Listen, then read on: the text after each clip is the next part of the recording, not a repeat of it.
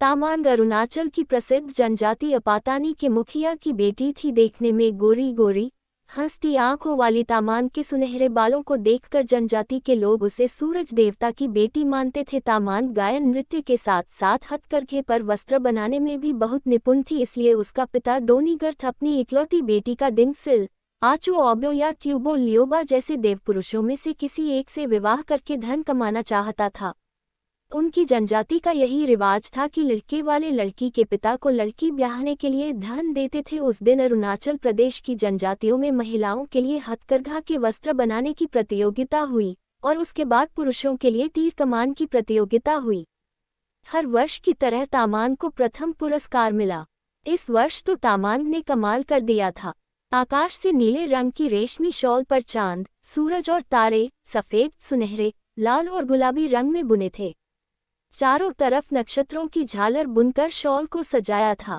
विश्वास ही नहीं होता था कि यह बुनी हुई शॉल है। लगता था कि कुशल चित्रकार ने सुंदर तस्वीर बनाई हो। उधर आबूतानी नामक युवक ने तो तीर कमान के कमाल से उड़ते हुए नकली पंछी, तितलियों के ऐसे निशाने साधे कि और कोई उसके आसपास भी नहीं रह पाया। प्रतियोगिता के बाद हुए नृत्य में तामांग और आबूतानी पहली बार मिले और पहली मुलाकात में ही एक दूसरे को चाहने लगे। उनको नृत्य करते देख लोग भी कह उठे, क्या सुंदर जोड़ी है। बाद में वे चुपके चुपके मिलते, क्योंकि दोनों को पता था कि तामांग के पिता किसी भी तरह दोनों के विवाह के लिए मंजूरी नहीं देंगे, इसलिए उन दोनों ने चुपके से विवाह कर लिया। एक दिन तामांग के पिता ने उसे बताया कि 3 देव पुरुष उससे विवाह करना चाहते हैं। तामांग ने बताया कि उसका विवाह हो चुका है। पिता ने कहा कि वह ऐसे विवाह को नहीं मानता, नहीं वे तीनों देवपुरुष मानेंगे, वह उनको नाराज नहीं कर सकता, इसलिए एक ही उपाय है। क्या पिताजी? तामांग ने पूछा।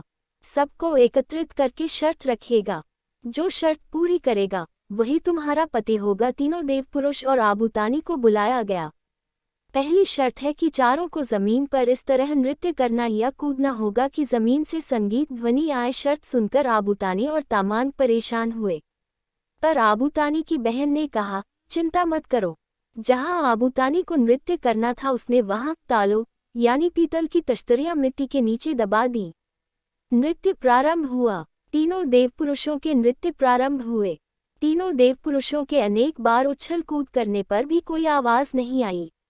आबूतानी ने जैसे ही नृत्य प्रारंभ किया, हर पदन्यास के बाद टन टन की आवाज ने तार दिया। आबूतानी जीत गया, पर पिता और तीनों देवपुरुष नहीं माने। एक और शर्त रखी गई, तीर कमान से टनलो यानी धातु के गोलाकार पर निशाना ऐसे साधना कि तीर वहीं टनलो पर लगा रहे। इस बार भी आबूतानी की बहन ने उपाय बताया। उसने आबूतानी के तीरों की नोक पर मधुमक्खी के छत्ते से निकाली गई मोम लगाई।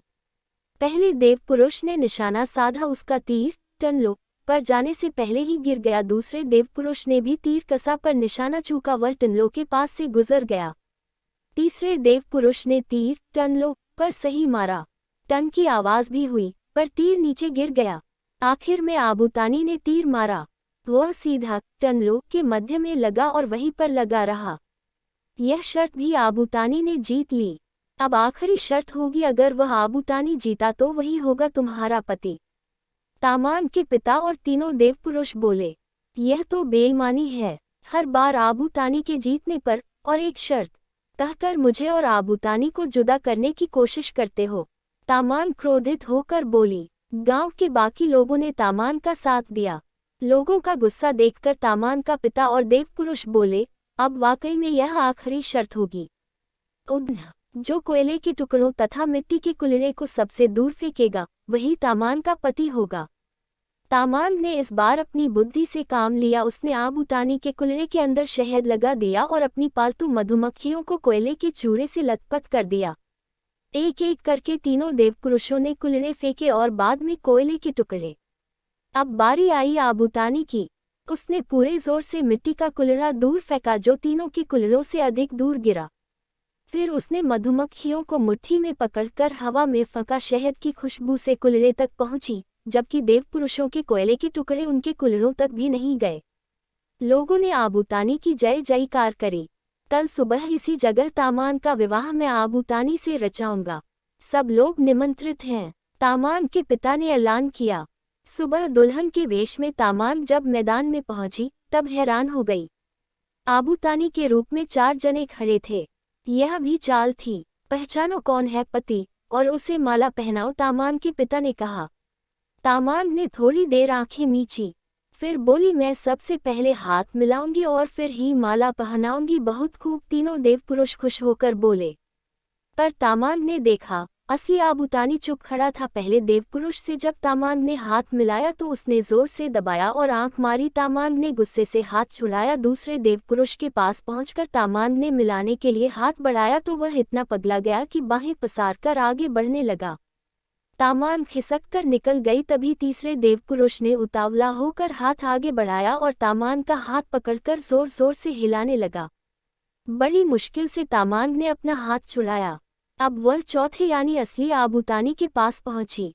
उसने आबूतानी से हाथ मिलाया। उसके परिचित स्पर्श तथा उसकी आंखों से छलकते प्यार से वह निश्चित हुई। उसे पूरा विश्वास हुआ और उसने आबूतानी को वरमाला पहनाई। तामांग के पिता और तीनों देवपुरुष शर्म से गर्दन झुकाए लोगों की झिड़कियां सुनते रहे।